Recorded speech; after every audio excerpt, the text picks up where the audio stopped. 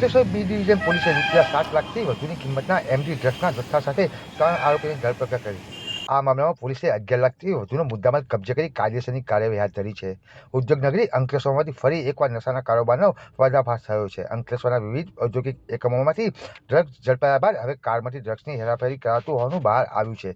Ankleshwar B division પોલીસના સૂત્રોને મળતી માહિતી આધારે તેઓ નેશનલ હાઈવે નંબર 48 પર ઉછાલી ગામ નજીક વોચ ગોઠવી હતી. આ દરમિયાન બાતમીવાળી ઇકો આગળ આવતા તેને અટકાવી તપાસ કરતા અંદરથી ડ્રગ્સનો ₹7,00,000 કિંમતનો 70.600 ગ્રામ એમડી ડ્રગ્સનો જથ્થો મળી આવ્યો હતો. આ મામલામાં પોલીસે ઝઘડિયા રાજપાડીના રહેવાસી ઇમ્તિયાઝ ઇબ્રાહીમ શેખ, મોહમ્મદ જુબેર, મહેબૂબ ખાન ખોખર અને સુમિત વસાવાની ધરપકડ કરી છે.